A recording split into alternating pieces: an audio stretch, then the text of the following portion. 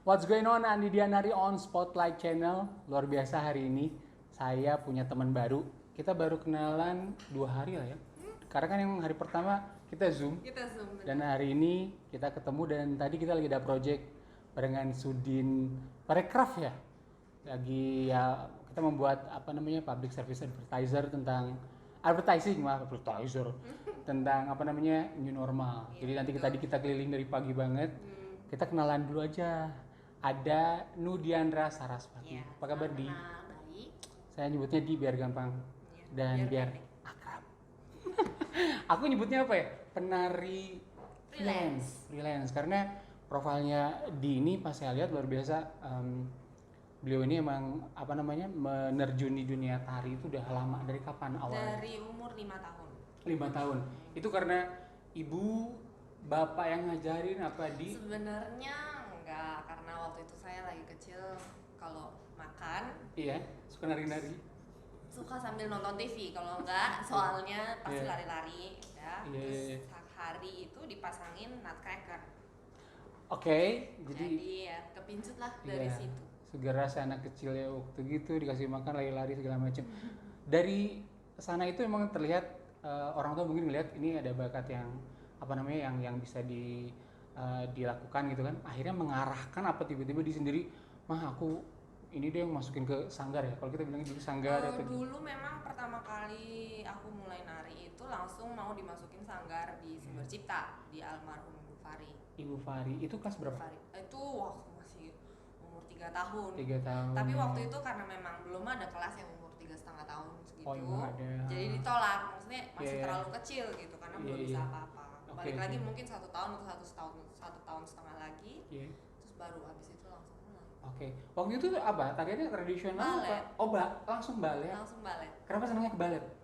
Karena itu karena waktu itu nonton Nutcracker itu di TV di Aha, rumah. aha. Masih yang VCR itu kan? Iya.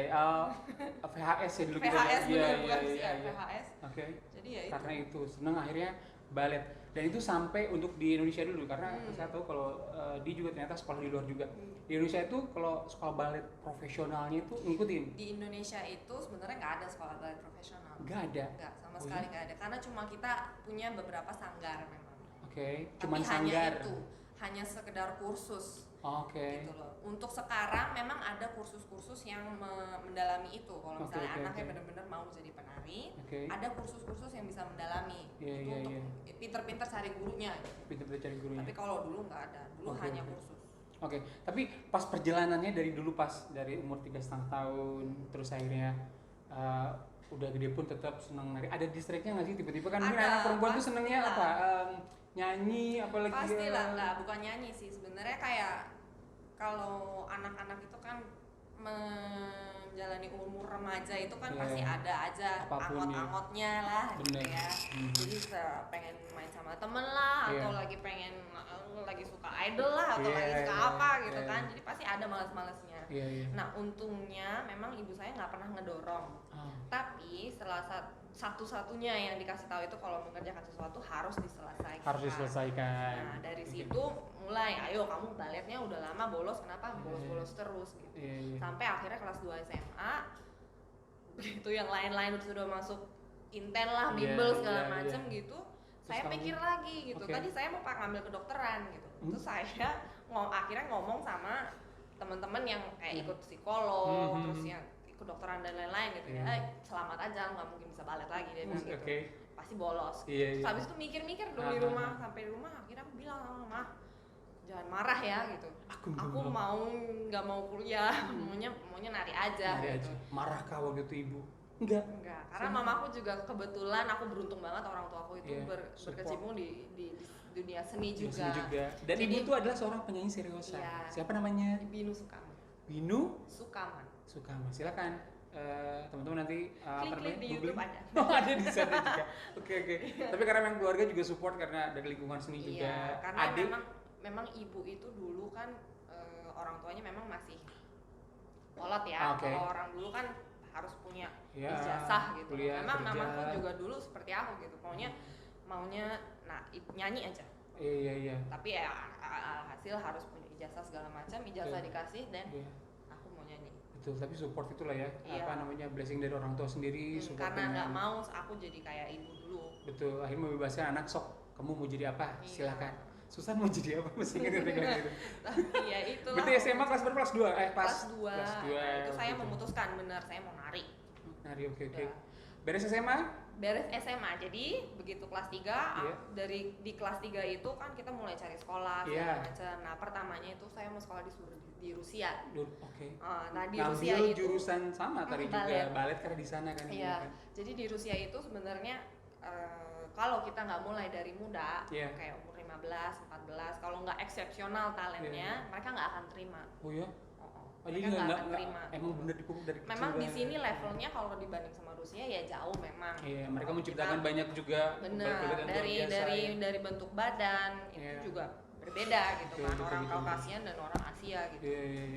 Sudah akhirnya 1 tahun itu kan saya buat video audisi tapi nggak keterima. Oke, itu buat video audisi sendiri. Oh iya sendiri. Oke, Sama direkam ibu, sendiri. sama bapak udah Oke, berantem oke. segala macam. Itu dikirim ke sana. Dikirim. Tapi tidak masuk Nggak audisi. masuk. Karena kan yang ikut audisi itu seluruh dunia.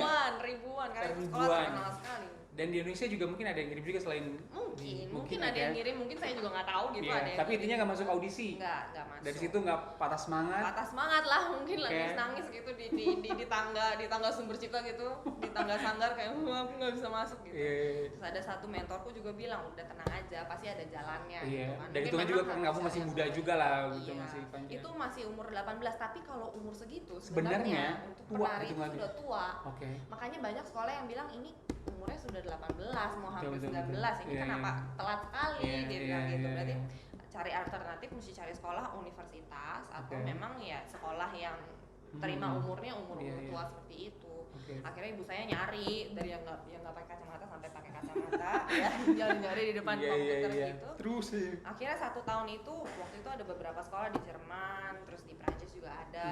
Udah mulai les dari bahasa Rusia ke bahasa Jerman. Sengaja untuk kelas itu. Kalau bahasa ini penting juga Karena dibahas. bahasa di takutnya. Jerman itu harus punya sertifikat Iya, seperti iya. kayak A1 atau A2 ada Oke. level-levelnya gitu. Mhm.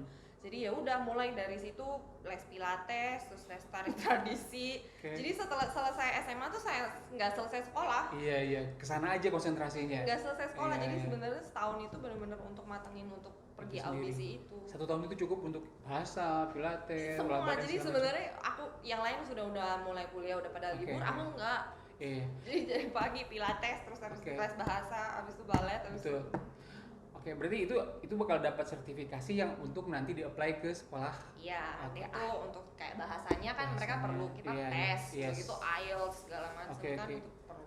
Gagal Rusia akhirnya keterima di Di Swiss. Switzerland. Mm-mm. Oke, di sana itu emang ada sekolah balet. Ya ternyata karena waktu Selain itu kita Rusia, cuma- di selain dunia itu Rusia. terkenal di Swiss juga. Di Swiss itu jadi sebenarnya kan kita dapatnya itu dari web kan. Nah, begitu dari web terus sekolahnya gratis lagi. Sekolahnya gratis. Sekolahnya tidak Nggak bayar. bayar. Jadi untuk yang murid-murid yang diterima itu Iya. sekolahnya gratis, hanya untuk bayar biaya hidup doang. Biaya hidup. Oke, biaya hidup pasti Tapi ditanggung sendiri. kalaupun biaya hidup itu kita nggak sanggup, kita Mhm. bisa ada foundationnya. Ada foundationnya. Ada foundationnya oke. yang bisa kasih beasiswa untuk biaya hidup juga. Oke, ini luar biasa ya. Ini ada namanya pelajaran buat sumber daya di Indonesia sebenarnya banyak sekali. Tapi Banyak, sayang, banyak. oke. Tapi akhirnya di Switzerland itu keterima. Keterima Keterima. akhirnya setelah audisi. Iya. Terus ibu saya kasih tahu ke almarhum guru saya, Iya. Ibu Farida, kalau keterima. Nah itu ibu Iya, Ibu iya. Farida juga pun kaget gitu. Iya. Wah ternyata keterima gitu. Oke. Terus begitu sudah tersebar itu berita, berapa masuk tiba-tiba ada Dance Magazine. Nah itu Iya. termasuk ternyata di 10 sekolah terbesar di Eropa itu termasuk sekolah Termasuk itu. sekolah yang Kita nggak dimasuk di tahu sana. gitu. Iya, Ternyata iya, memang iya, iya. susah itu. Cuma kalau memang ada jalannya dan sudah destiny, Kenapa tidak? kenapa enggak? Betul. Berarti di Switzerland itu keterima pas di umur Di umur 19. 19. Dan itu termasuk tua termasuk menurut juga. aku. Dan orang Indonesia yang ditemuin di sekolah balet Iya, Switzerland itu itu siapa aja? nggak Tahu ada. nggak? Nggak ada. Nggak ada itu Southeast pertama Asia. kali. Bener-bener nggak ada. Southeast Asia pun nggak ada. Southeast Asia juga tidak ada. Ada Tidak ada. paling dari China, Oke. Korea. Korea waktu gitu itu. ya. Tapi itu setelah kayak 2 tahun setelah saya. Mhm. Paling Jepang. Yang Jepang memang lebih banyak karena Iya. mereka sekolah-sekolah itu namanya sekolah Rudra Bejar. Itu sudah terkenal di Jepang. Jadi banyak orang Jepang ke situ. Sih cuman the one and only. Nu dia Andra yang ada di sana. Belum ada lagi, ayo. Belum. Penari-penari berikutnya. Iya. Itu berapa tahun pendidikan berarti? 2 tahun. 2 tahun. 2 tahun itu udah 2 tahun, tapi habis itu saya minta lagi 1 tahun. Untuk lebih komplit lah itu di sana. 3 tahun berarti beres di sana. Pulanglah ke Indonesia. Pulang. Jadi tadi kan kamu bilang kalau genre kontemporer, sebenarnya genre ya. Kontemporer itu genre. Iya. Ya kan? Seorang tipe. Nah itu tadi. Ini kan nggak baru juga ya, kan udah lama sekali. Dan tapi sekarang yang banyak diminati sama ya mungkin anak muda itu adalah kontemporer. Iya. Aku pengen lebih apa lah, highlight sedikit aja sama di kontemporer itu apa? Jadi kontemporer itu sebenarnya dengan disiplin tubuh yang kita punya, dengan apa yang kita pelajari itu kita membuat sesuatu yang baru, yang maksudnya unik di saat sekarang gitu. Misalnya kita di 2021 gitu. Kita bawa juga isu-isu apa sih yang terjadi sekarang gitu. Oke. Pas dengan zamannya lah. Oke. Kalau tadi Anda kan balet gitu ya. Kalau balet sendiri ada kan balet yang di-upgrade jadi ke kontemporer, karena kan balet tuh kepikir disiplin, soft ya, apalagi emang ya penuh disiplin lah gitu. Iya, itu bisa betul. Bisa dengan kayak Martha Graham atau Limon atau Merce Cunningham itu juga contoh-contohnya yang merubah balet menjadi sesuatu yang baru. Oke. Dan tidak hanya balet tapi yang lain juga. Iya. Oke. Tapi di Indonesia ini ya, di Indonesia sendiri gitu untuk apa profil seorang penari kontemporer siapa sih yang paling terkenal yang ada Eko PC. Yes, Eko Supriyanto. Dia juga penari terkenal. Terus dulu ada Boy Gumara Sakti. Terus dengan di bawahnya David Fitri, ada Jeffrey Andi Usman, ada banyak penari-penari bagus. Banyak sebenarnya penari. Yang lahirnya pun dari tradisi. Dari tradisional dulu. Iya, betul. Terus ada satu lagi yang mungkin mereka belajarnya dari kecil. Itu si Setianto, Mari Prakoso. Tapi gurunya kalau di Indonesia siapa? Guru kontemporer itu saya belajar sendiri dari Ibu Farida, ya dari almarhum Ibu Farida. Nah, Ibu Farida ini semua menggabung dari seni balet, tradisi dan kontemporer. Beliau lah yang pertama mungkin yang mencoba untuk nge-mix tadi itu jadi kontemporer. Karena dia sudah waktu itu lama jadi direktur GKJ kan.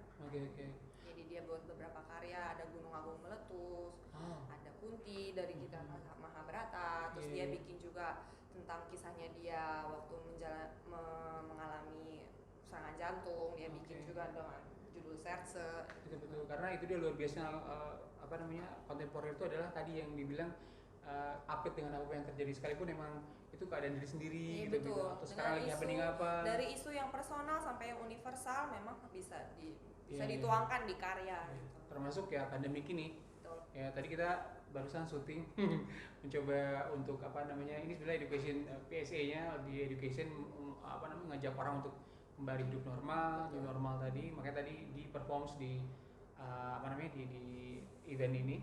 Nanti kita bisa lihat videonya, nanti kita kasih tahu di Spotlight channel. Oke, tadi kan kamu bilang kalau genre kontemporer, sebenarnya genre ya.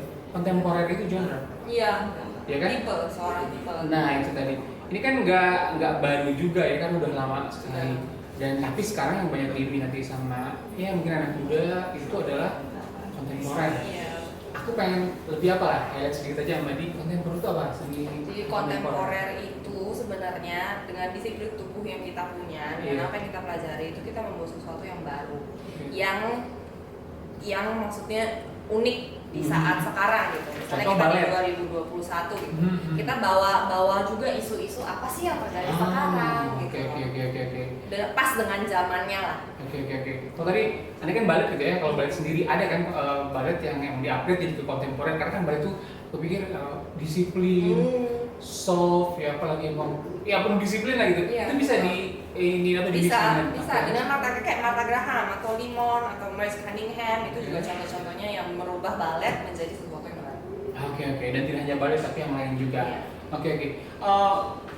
Tapi di Indonesia ini ya, di Indonesia sendiri gitu untuk profil seorang penari kontemporer siapa sih yang paling terkenal yang ada Eko PC.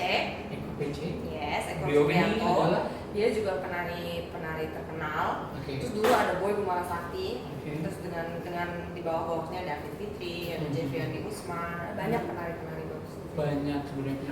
Yang lahirnya pun dari tradisi.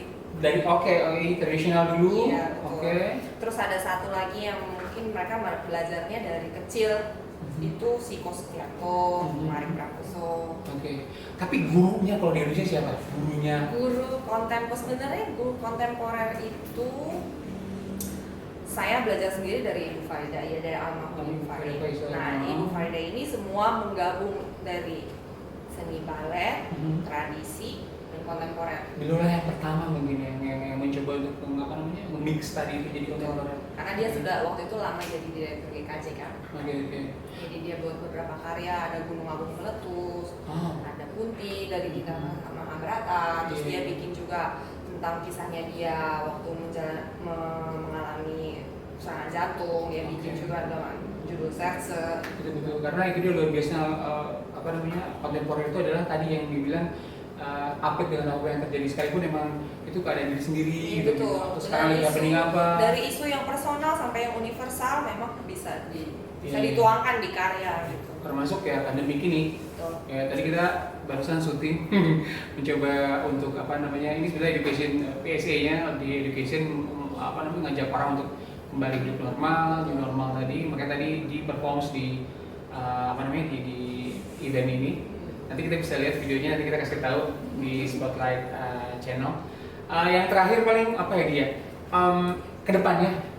Kedepannya ini untuk Indonesia aja dulu, untuk Indonesia. Ini akan bakal jadi bagian ini kasih untuk di dunia kesenian di Indonesia. Kan kita ini kaya dengan tadi dengan kepulauan, seni tari tradisional ini banyak sekali. Terus bidang kesenian yang paling banyak muncul di Indonesia terkenal ya bernyanyi lah segala macam.